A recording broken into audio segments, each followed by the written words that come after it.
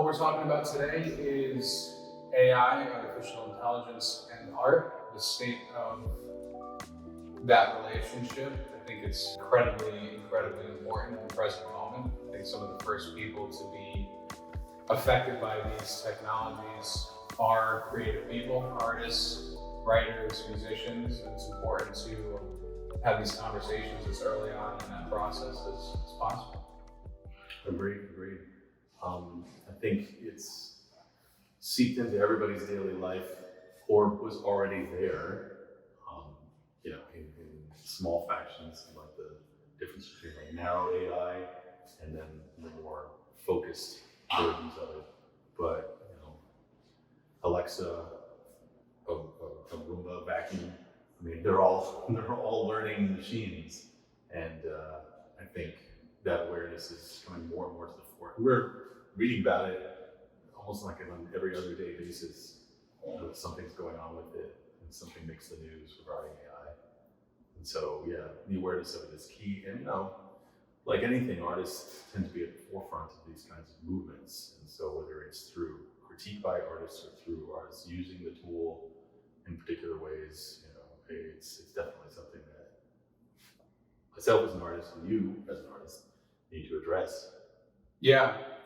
I mean, these technologies are just exploding on an exponential curve, and it's really hard to keep up. I mean, a lot of the developers themselves are finding it difficult to keep up with what they're doing, and the general public, I mean, I do my best to kind of be in the know of what's going on, what programs are doing what regulations are being implemented and where, and it's really difficult to keep up with all the information.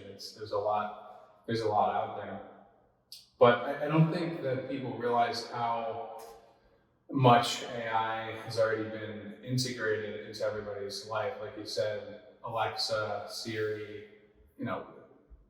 internet search engines, these are all forms of narrow AI. It's just that, really, I would say in the last year, more than anything, it's these really big programs that have come out to public availability that has really just kind of sparked not only the influx of the use, but just the growth trajectory of the technologies, because they're now in public domain, and the public now has access to a lot of these technologies. ChatGPT being one of them, the image generating ones, which would definitely be the type of AI affecting artists most for sure. So narrow AI is something that we've all been it's already been part of most people's lives. YouTube, Amazon, Netflix, all those areas use forms of AI. When you're on YouTube and you click a video that you want, and then all of a sudden you're getting all these similar videos, those algorithmic processes are forms of AI that's detecting what your behavior is and trying to feed you content that it thinks that you'll like. Right. That's different than AGI, artificial general intelligence, which is something, I think when most people are talking about the concerns of the future state of AI, they're referring to artificial general intelligence, not narrow AI. Artificial general intelligence being AI that has the capacity on an intellectual level to match or exceed the intelligence of a human being, which is, really scary to think about for sure, and it's no doubt on the horizon. Yeah, definitely. A word about just narrow AI, because it just kind of sparked something that we actually haven't talked about yet. The nature of things like Instagram and Netflix and Amazon, things that are predictive algorithms that see what you've been watching, and then it becomes like this automated tastemaker that starts throwing you new information about this is what it thinks that you would like. And this is actually something that in my classroom, it gets talked about a lot. when it comes to imagery that my students, especially incoming freshman students, because in order to get to know them, it's kind of like, well, what are you looking at? Like, what inspires you? What kind of imagery would you like to talk about? And they submit things. And my question to them, of course, is like, oh, who did this? And what is this for? And when was it made? Just general questions you would talk about when, looking at an art piece that maybe I've not seen before because it's something really contemporary. Mm-hmm. And there are many times where they just don't know anything about it. There's just no information. The attribution gets lost through the algorithm. It's just images that are getting shared completely out of context. Yeah. Anything except your particular feed, but it's not associated with anything any longer. So that thread of the discourse of visual culture is just completely broken by the fact that these images are just floating around with no connectivity to the artist. It's just an image, and to the machine, it's not even an image, it's just an item that is aggregated from other items that you've looked at, and it seems similar, so it throws it at you. You don't know what it is, it doesn't have anything attached to it. Are you going to take the time to go look for that? An 18-year-old's, artist at the beginning of their art education? Probably not. So that aspect of the art historical component of looking at imagery is kind of out the window. I kind of have to make them relearn all that, and make them feel that attribution is important. Just by saying to them, would you want somebody to look at your work and not know that you did it because a computer is just feeding it to the world? And they say, no, of course not. Of course I would want somebody, I did the work, I would want some kind of credit for it, at least somebody to know. And so it's like, this is the state of where we are with this kind of thing. I never blame them. It's like, it's not your fault that this is happening. This is the way that you're getting fed this imagery. And we can expand that outward into a lot of other things, into commercial fields, where we're seeing imagery that's like might be referencing or might actually be taking from art pieces that are out there. I mean, we know now that that's what AI image generators do, is that they aggregate art that's already in existence. So you may actually be seeing something, and of course now the controversy, or part of the controversy, is that those artists aren't getting any credit, any compensation, and yet it's being used in a lot of commercial ventures. Mm. Yeah, that's an interesting point, because it makes me think of just a typical art practice, because I think that an individual is doing a lot of that already.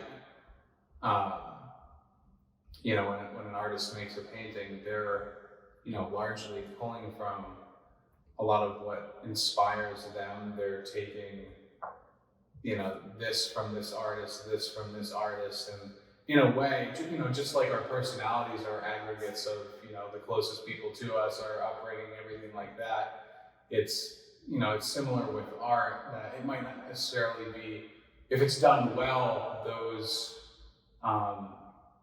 inspirations, those references wouldn't be terribly detectable.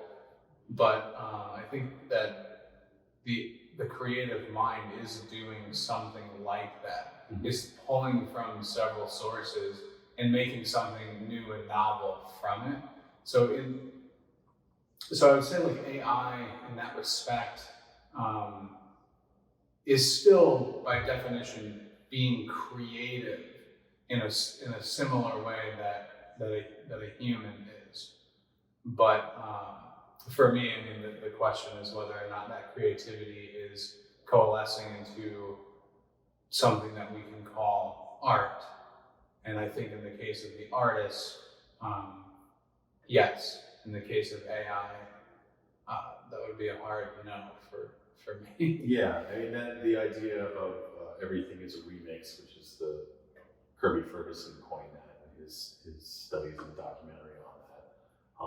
Yeah, that's something that I've been aware of before that I heard that term coined before.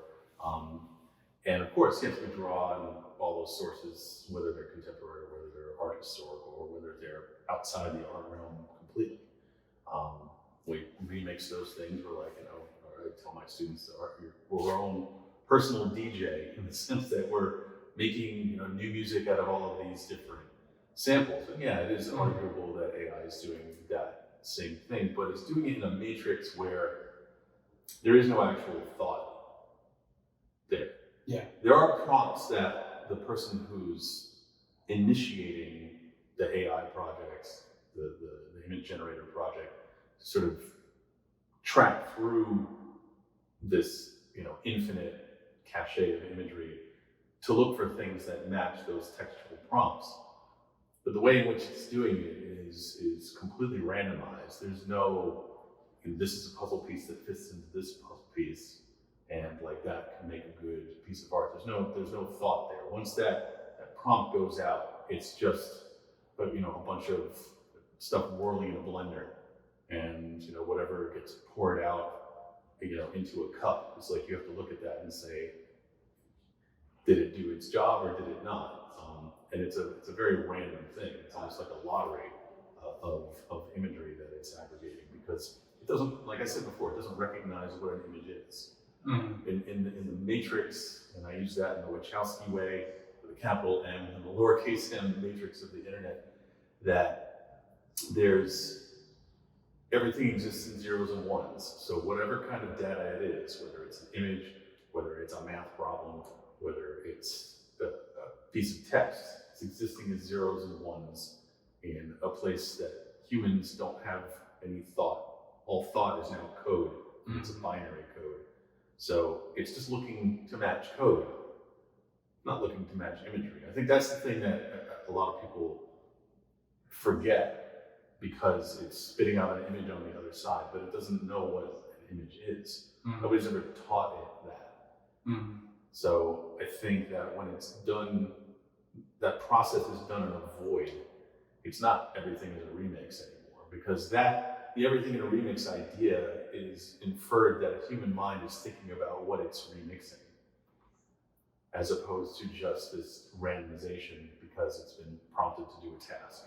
Mm-hmm. I think that's what you're saying is true, but it almost feels like the unconscious mind might be analogous to these sort of binary algorithms of AI. When an artist is truly being creative, and they're going through a much more autonomous and less conscious sort of way of creating, when you lose yourself in the act of creation, that's in part the unconscious mind sort of taking over and piloting you through that. So a lot of what you're pulling, it might be from this source, it might be from that source or the other source, but you're ultimately not conscious of it. In certain times when you, like, if that's going on in the work and then you run up against a problem that you don't necessarily have encountered before, the conscious mind instantly takes over. You're now completely aware of what you're doing. Now you're actively problem solving, whereas, and that's the balance of just chaos and order generally. I think any good artist has 1 foot in one and 1 foot in the other. You're constantly subjecting yourself to that which you have no experience with, and you're turning chaos into order. And sort of like the order is your skill set and your experience that aggregates over time. And that can be thought of in some capacity as what's conscious becoming unconscious. I agree with that in the sense that is the talent of the creative mind, to be able to sort of move back and forth between those states in the process of creation. But it kind of makes me think about the difference between, say, like representation and abstraction, right? Abstraction is almost like an unconscious act. I mean, you think about just the most famous abstract painter, you think of like Jackson Pollock, just there's an unconscious sort of action to like the throwing of the paint from the stick whatever felt right to him in that moment, that particular color, that length of that throw, whatever that was. Not trying to get inside his mind, but that's a fairly unconscious act because it was based on more on physicality and less on a conscious, deliberate process that Very involved, intuitive, yeah. yeah, that involved a lot more specific skill sets. But abstraction wouldn't exist without representation. Abstraction was pulling out of representation. It was taking representation and breaking it down. Picasso and Braque were the first to do it with cubism, so taking the picture plane and kind of like unfolding it, like unfolding an origami swan or something like that. Turning it into something that could only exist, in a picture, in a painting, out of somebody's mind as opposed to something that's supposed to look like something real. So taking abstraction out of representation, abstraction not being able to exist without representational painting coming first, is sort of like the unconscious with the conscious mind tethering it in place. My argument is that AI has no consciousness. There really is no consciousness there. So that abstract, unconscious act of aggregating all this information in a remix kind of way that's analogous to the unconscious mind of a person, well, the AI would have had to have been conscious in the first place, and I don't think it has that. But we're not at the point yet where we're creating machines that truly have consciousness. Yeah. Yeah, at a high level, I think that's probably one of the most important things that we need to be talking about, just generally as a society, as it relates to AI, is that, I think ascribing sentient awareness to our latest technological invention is at the very least incredibly dangerous. There's no, we don't know what consciousness is materially. We don't know what it is even conceptually. It's really difficult. It would be really difficult even in 10 years from now, as long as AI continues on its upward climb, which it no doubt will. It's going to be very difficult to know if there is, the lights are on behind the artificial eyes. People have probably heard the hard problem versus the soft problem. We know how consciousness can be altered. For example, in MRI scans and things like that, you can manipulate parts of the brain and behavioral changes happen. That's kind of like the soft problem of consciousness, is figuring out what parts of the brain are related to certain conscious awareness, unconscious, and behavior. The hard problem is what is it? Like, we might not understand how it might be affected, but we still don't. We have absolutely no idea what it is. So yeah, I think it is dangerous to start calling what we're building potentially conscious. And so I should bring up at this point, and I know we've had this discussion, the whole idea of this an experiment on ChatGPT where they asked it to do a certain number of tasks, look through some data, create, I don't know whether it was an essay or something along those lines. But one of the places that it went, and it was actually given like a little bit of a budget too, because some of the sites that it had to look at were pay sites. So they gave it a they gave it a budget. So they gave it some money. It's like a little kid going to the store. Yeah, it's like a little kid going to the store. It's like, go get some candy. Yeah. So it got on this site, but in order to access the site and to actually pay for it, it had to solve a CAPTCHA. Now, I think we've all encountered CAPTCHAs, and most of them have a little tagline like, "I'm not a robot," and then you can solve the CAPTCHA, whether it's the pictorial one where it's just like, how many squares contain a train, or just like a garbled piece of text that only you can sort of interpret because there's all this weird stuff around it that a machine can't just take a picture of and understand it. And it couldn't solve the CAPTCHA naturally because it's a robot. So instead, it went to TaskRabbit, which is basically like a pay site where you get simple tech answers for things, and you just pay somebody $5. It's like Fiverr, but for tech problems. So it went to TaskRabbit and it contracted somebody to solve the CAPTCHA for them. And the person gladly did it, but almost humorously said, "Oh, you're not a robot, are you? Ha ha." And the ChatGPT came back and it said, "Oh no, I'm not a robot. I have a visual impairment that doesn't allow me to solve CAPTCHAs." So it just flat out lied because it knew that if it gave that lie as the answer, it would get exactly what it wanted with actually no interference, and it would be able to complete the task. And so just making that choice because it was efficient, and there was no morality behind it, clearly, it just wanted to lie to just get it done. Just think, so scale, that's a low stakes sort of situation. Scale that up to like nuclear codes and like, governments and things like that. That's a frightening prospect. Now it's moving a bit away from AI imagery and those kinds of things, but at the same time, you think about that complete lack of guardrails in the way that it's generating images. There's a problem inherent in the ChatGPT, there's a problem inherent in AI image generators for the same exact reasons. Those guardrails are not there to protect anybody from anything. It can just run wild, whether it's, the operator is operating from, a place of wanting to do good to, in a lot of cases, somebody who wants to do something terrible. The access to this is pretty open. That's, it's why it's called, there's OpenAI is like one of the big companies. But who knows how to put the guardrails up? Because when the CEO of OpenAI went in front of Congress, it was like the thing when Zuckerberg went in front of Congress talking about social media. The politicians, the people in charge had no idea. They have no concept of what it's capable of. Yeah. They're so far behind in that by the time there are people in places of power that can help regulate that stuff, it'll probably be too far gone. Just the comparison between a low stakes and high stakes kind of situation with AI imagery.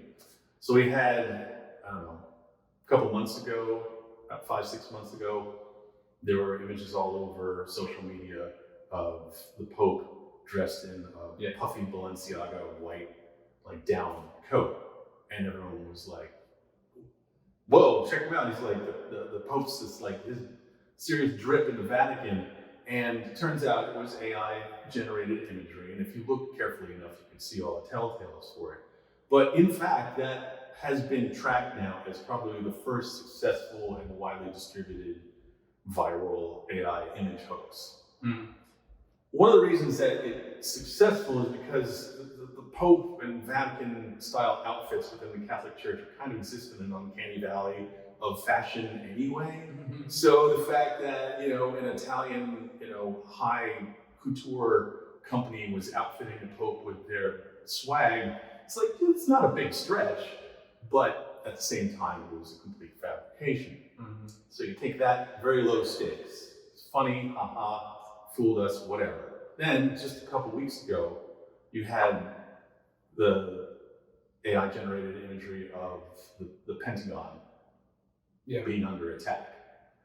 That's a very high-stakes propaganda kind of situation. That's extremely problematic. It was found out pretty quickly that it was a hoax, yet the image proliferated all over the internet as something that was a newsworthy item until finally the hoax idea caught up to it. So things like that go viral, they go so fast now because the interconnectivity is so quick. And it was even done through a fake Twitter account that looked like a Bloomberg News account with the verified blue check that you can now buy. So much for verification. And so all of that together is just it can be used in such a dangerous way. Well, I think ethics is certainly a really big part of this, and how, like you were saying, how do you program in ethics into AI? First, the ethos needs to be agreed upon more or less by everyone. It would be very dangerous to have, ideas that are, the idea of moral relativism, where, one community or society or culture believes that something that is perfectly reasonable to do and is morally righteous in some cases is absolutely atrocious to others. Well, AI is going to affect the entire globe. So whatever is programmed into these really expansive technologies needs to be some baseline ethic that can more or less be agreed upon by most people, which we're already having we've always had a tough enough time doing that ourselves, just agreeing on ethical issues and moral issues. So that's certainly going to be a big one for sure. And that's to say nothing of the ethics of the bad actors who are using the technologies. The technologies themselves having a lack of ethics is certainly an issue. I think we struggle necessarily to align on a fundamental ethos, a fundamental ethical substrate as humans, and there's so much tension there as it is that trying to program something like that, which companies are doing. They're already coming out with AI constitutions, and just the other day I was reading through one, and it's just some of the guardrails are so vague that they're absolutely laughable. I think of what I fear most is divisive, particularly any ideology for sure, political, religious, being intentionally or not either put into the AI or I think the tension that we're already feeling as humans when it comes to conflicting ideology is just going to be magnified with conflicting ideologies that are programmed, whether intentionally or not, within the AI technologies. So, and that's to say nothing of AI that might be in control of the nuclear button or something like that. Right. One thing that I thought was really interesting on that issue is part of what drives ethical or unethical behavior in humans are fundamental physical features that we all sort of share. Like, for example, if half of the population couldn't experience physical pain and the other half could, there would be a very difficult problem to solve on an ethical level. AI is not going to have that capacity, at least to even physically feel pain. Like, biologically speaking, we feel pain as a proxy for death. Mm-hmm. Every time we feel pain, that's a flag to us, don't do that again, because if you continue down that road, you might do some serious harm or even end up dying from it. Something made of silicon that has no nerve endings or anything like that wouldn't, and potentially can't die, wouldn't have that capacity to feel pain like anything that has a biological origin. So even just ideas like that, I think are worth thinking about, because these things are going to be so much different from us. Not only just like, once the AGI sort of takes off and it can match us in intelligence, it's going to lack all the biological features that we have, that so much of our internal world, so much of our ethics, so much of our morality is derived from. It's based in biology to some extent. Absolutely. I want to take a moment here and just kind of pivot with regard to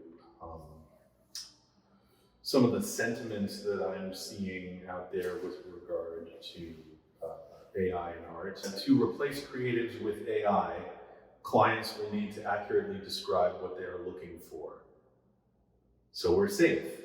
Now that's very pithy and kind of humorous, I suppose, and somebody who started off their art career as an illustrator, like, I get it. Clients don't know what they want. They're constantly changing their mind at the last minute and all that stuff. So the idea being that a non-artist or a non-creative can't operate an AI generator, an AI image generator with enough salient art vocabulary and ideas about imagery to be able to get any kind of end product that looks like anything good. Mm. And I kind of feel like that's actually a pretty naive idea, because the whole nature of an AI image generator is to just pump out iteration after iteration after iteration very, very fast, almost instantaneously. So this foolish client who doesn't know what they're doing, all they have to do is just kind of follow along with the AI sort of kind of leading them a little bit, with each successive image maybe being slightly more successful than the last. So eventually they're going to get there. And you would say, well, maybe somebody, the same person would argue, well, the artist could do it faster. And I don't think, if this is sort of like a commission, client versus creative kind of situation, I think the amount of time spent for the client just being able to figure out the technology and get the image that they want,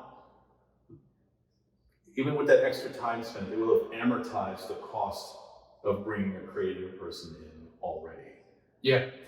And so I kind of feel like the creative person is going to fall out of the mix with a lot of that stuff. And there's another aspect to that, another naive idea when you use AI as a context for this AI art image generating, is because that the proliferation of imagery that's going to come across all of our feeds, because it's accessible for everybody, there's going to be so much volume that being able to develop the distinction between good, bad, and middling AI imagery is going to, that's also not going to be something that's going to be part of the discourse any longer.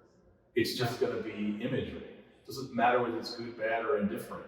It's just going to be so much of it, because it's just so easy to generate by creative people and without creative people, that everybody else is just going to feel like, well, there's just another image, and it just dilutes the art conversation like way down to a very base level, where it's just digital imagery created by a machine, and it's just a means to an end.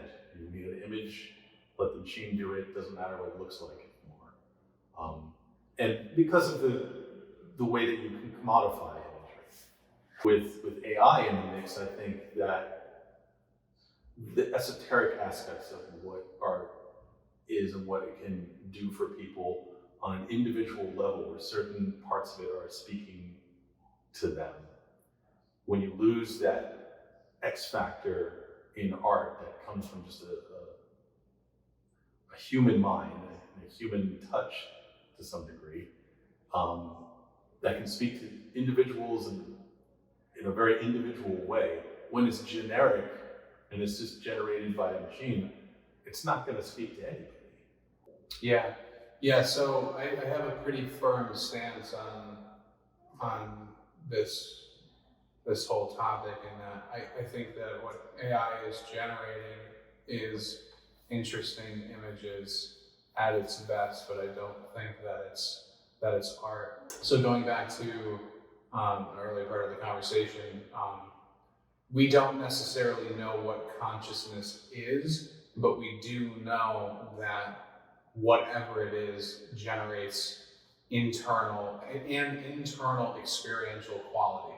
That's for sure. If there's one thing that humanity can say with complete certainty, is that something is going on here. That's like the only thing we can say for sure, is something's taking place. And I totally agree. I think that consciousness necessarily must play a key role in the making of art with a capital A. And I'm defining art as the tangible representation of experienced reality, the intentional representation. That's what I think technically art is. I think Anything that we would call art is definitely housed within that definition. Obviously, there's artists who um,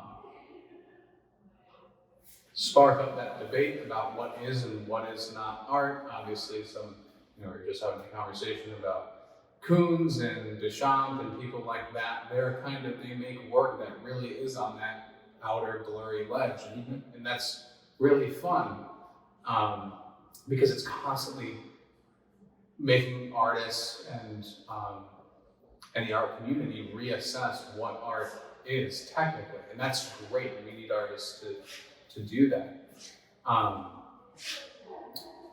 But I think when it comes to AI, we need a working definition of what art is, or we really put a lot of our humanity at risk by calling what these algorithmically generated images that we're seeing, or calling that art, puts a lot of our humanity at risk.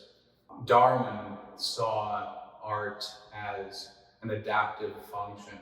So in the Pleistocene, our remote ancestral past, the creation of art was a way for an individual to put their mind on display, more or less. And maybe that was just part of just attracting other mates.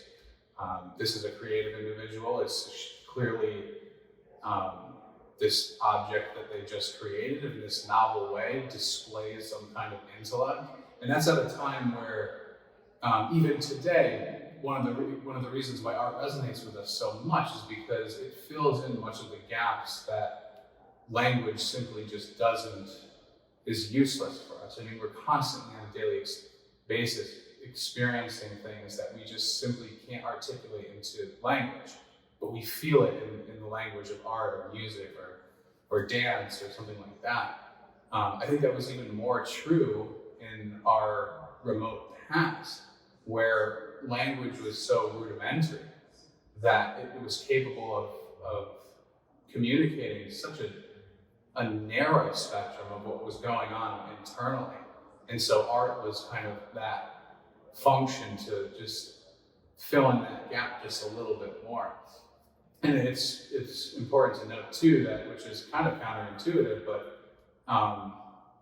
language in the human timeline, we see that before visual art or music or anything like that. I think that's a clear indication, or at least it points to the idea that art functionally does help to fill in the gaps of what we're missing in language. There's a book that came out in the early 2000s by Dennis Dutton, a philosopher of art, called The Art Instinct. And he saw art as similarly, which would be the view of evolutionary psychology, which would be that art is definitely is a matter of fitness and adaptation, just kind of in line with what Darwin was saying, but a little bit more specific in that it was used as a tool to display to others that I'm a fit mate or something like that. So it had a functional purpose to it. Steven Pinker, his view on art is that it's totally non-adaptive whatsoever. It's sort of just an accessory to human experience, which is born out of other phenomena. So it's kind of phenomenological in that we weren't specifically evolved to make, consume, and enjoy art, but because of other evolved features, we kind of do. So like music being a good example, like we don't really have a gene for enjoying music, but we do for language and communication and the rhythms of language, and from that sort of, music comes out of it. Another good example being like some people can eat Snickers bars by the truckload, and we all kind of have, I don't, I'm a sodium junkie, but like we all kind of have sweet tooths and we like sweet things, and that's sort of just a runaway effect of a real adaptation that was really important in our ancestral past. We needed to have not only a taste for, but get a lot of enjoyment out of eating foods that had sugar in them, because We need sugar it's vital to survive. Personal theory about art being part of our evolutionary DNA, not in the way that we enjoy it now, or not the way that we even enjoyed it 600 years ago, but going back to like the caves of Lascaux, the cave paintings, and the time difference between Lascaux and the Kish tablet found in Syria, which was the first sign of written language, not spoken language, but written language. Mm-hmm. There's a 25,000 year gap between those things. Now you can say, well, that's a written language that was found on a piece of tablet. I'm sure there was spoken language far before that. 25,000 years before? Maybe, but the way in which primitive humans expressed themselves initially were through imagery, because that communicated more, that communicated better. Now, what's on the caves of Lascaux are mostly like hunting scenes. So what does that say? Well, it says it's either a record of we had a great day of hunting, or maybe there's another tribe of humans coming in that might be related to us and know that this is a good place to hang out once we leave, because humans were nomadic, or proto-humans were nomadic. So they would come in and see that and say, oh, this is where we can hunker down for a little bit because we know the game is good, because look at the pictures on the wall. And I think that that's been embedded in our DNA, being able to look at pictures and learn something.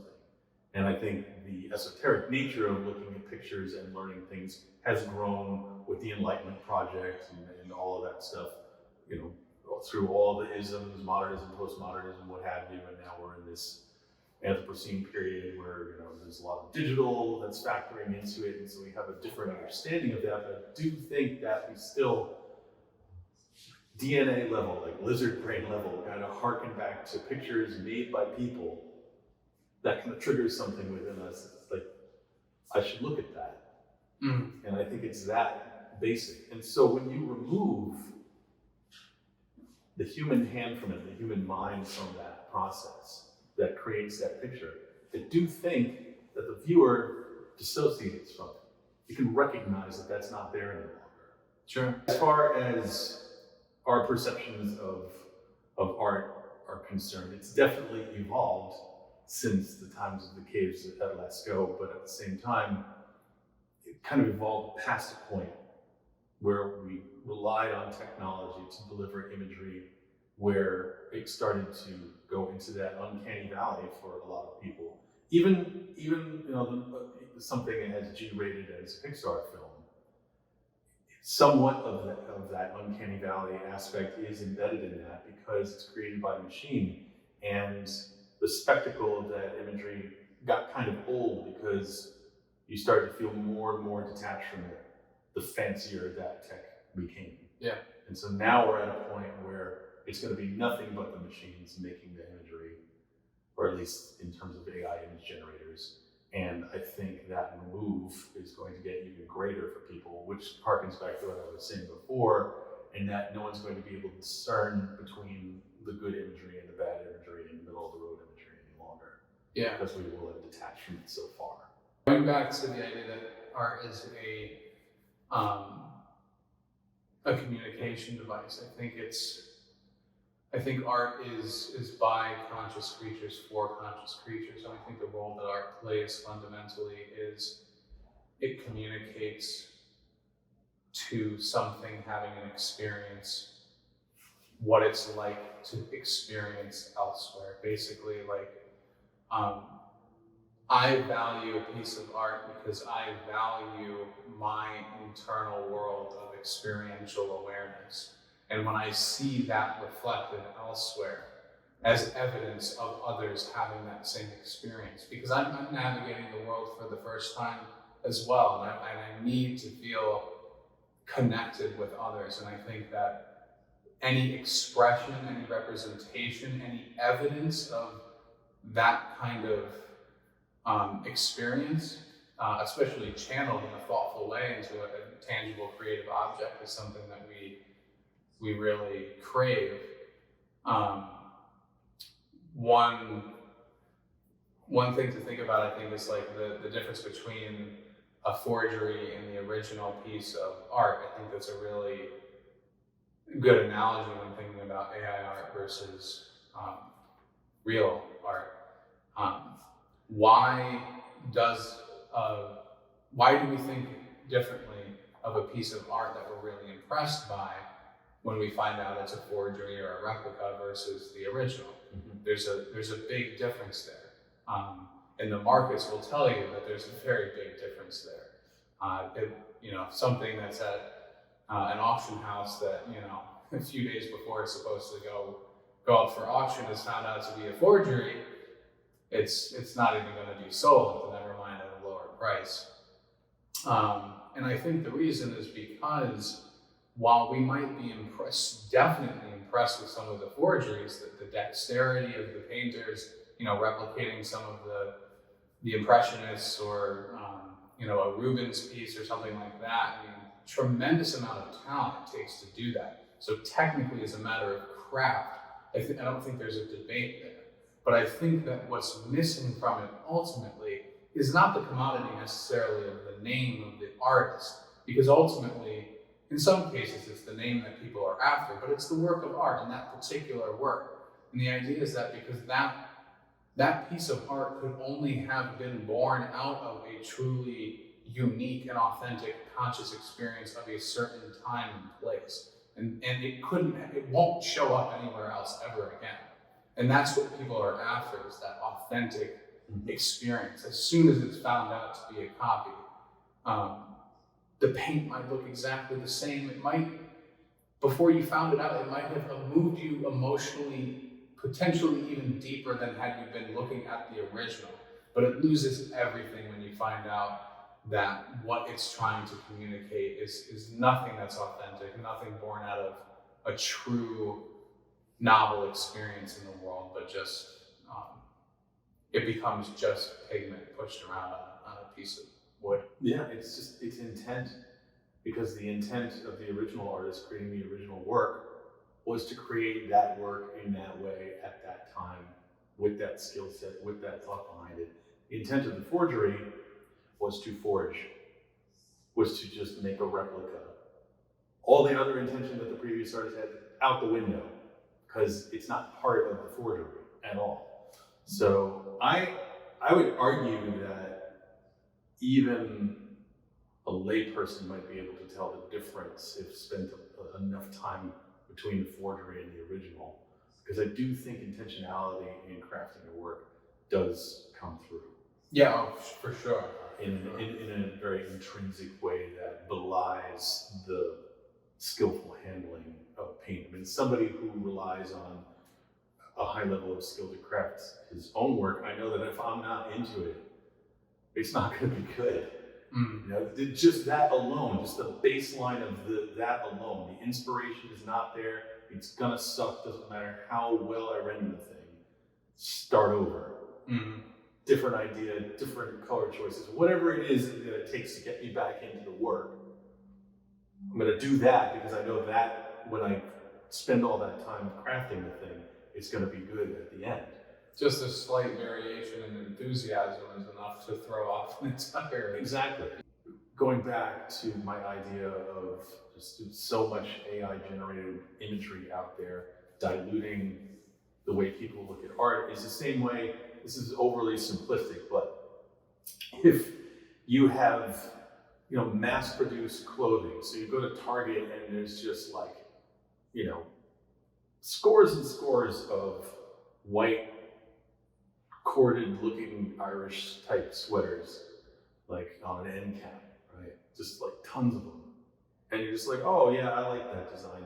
Somebody comes up to you and it's like, I went to County Donegal and I got this sweater knit by this lady who lives on a sheep farm. From her sheep, this is the only one she made that day.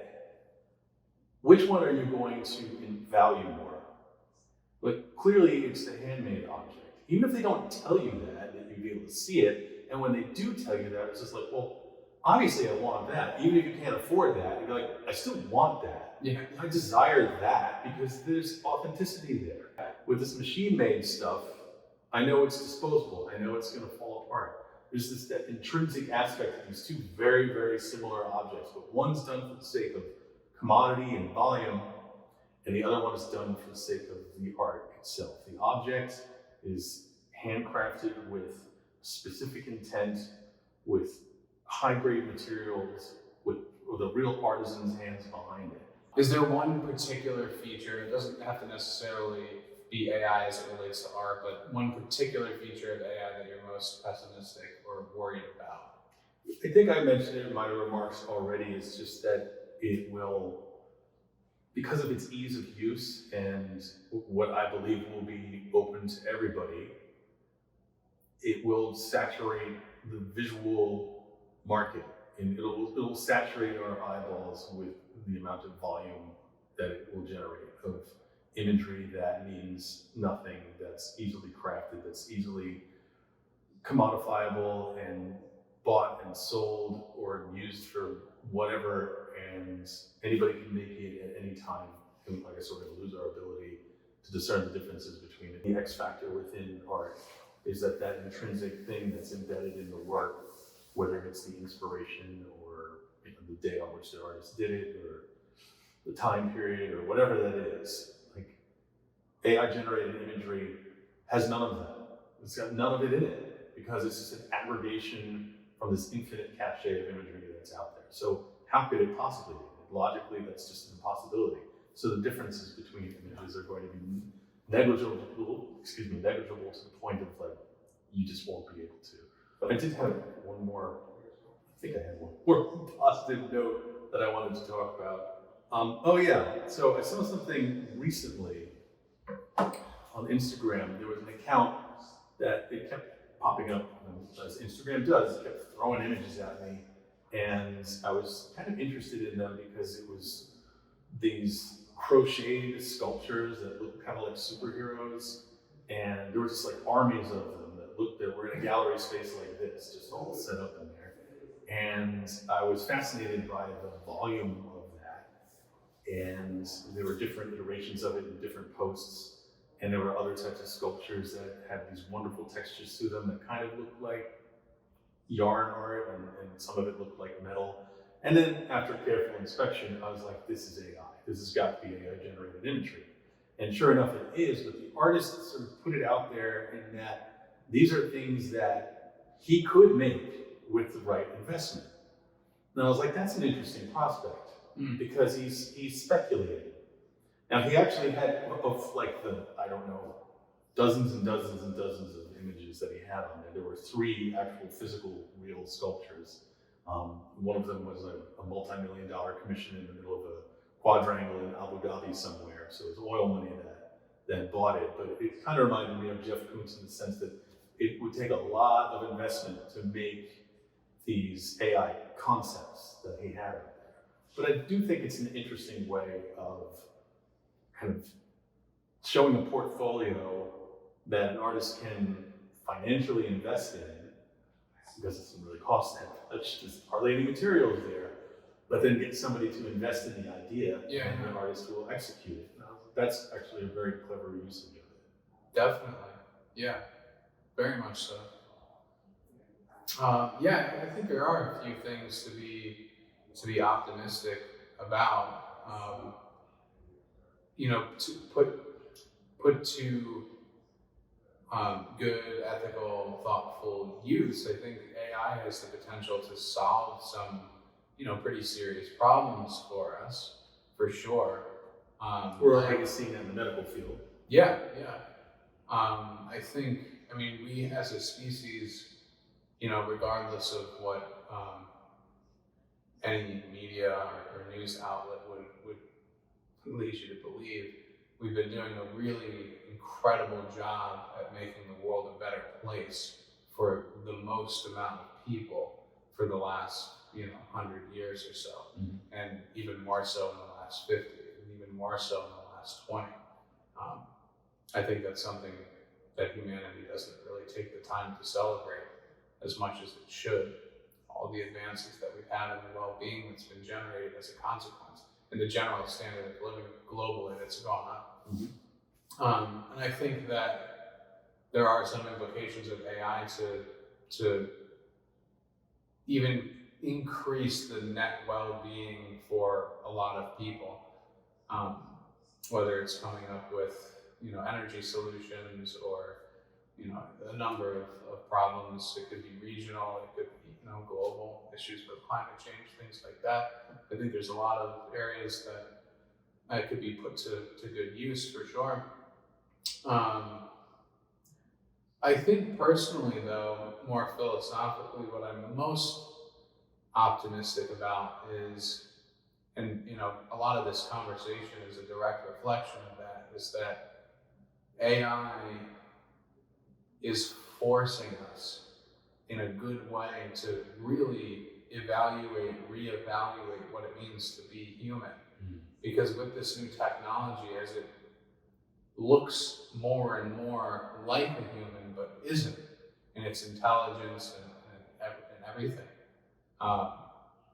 we have to keep, reevaluating ourselves and what it means to be a human being. And even just when writing that recent article about AI and art, there was a lot of really thoughtful and deep reflection that I had to do about what it really means to be a human, and that's something to talk about. I mean, to say nothing of I think there'll be a lot more research into consciousness. I think philosophy generally will have a little bit of a boom because of this, because the human mind really needs to think this whole thing through, not just, as we've been saying, some of the more practical implications, but the philosophical ones as well. If we don't figure out what we've built, it's just a matter of time before we misunderstand what we've built, and the streets will be flooded with AI activism. The robots have feelings and they're just like us, when in reality these are algorithmic machines, and so. But I think like anything, about, let's see, what was it? Somewhere in the ballpark of 30,000 years ago, the human race was reduced to fewer than 1,000 reproductive adults. And from those, so in a way, I mean, everything is a cousin of everything else, life on Earth, and certainly humans for sure. But that one point in time when humans, because of a climate catastrophe, was reduced to so few people. I mean, we're a lot more related than we probably even thought before discovering that. But we got through that. And if we can get through that and arrive at where we are now, and just the entire 20th century, everything that it's thrown at us, everything that's taken place, I think AI will just be another obstacle. Now is maybe the time for artists, or humanity and philosophy, to sort of make an assessment of itself. I think as artists, just to drill down to us, reevaluate what we value most in our art, and really just double down on the quality and thoughtfulness behind creating it. I think I don't mean to say we necessarily need to fight back against the AI, but just use that as a meditative moment to look back at our work and say, what can I do better?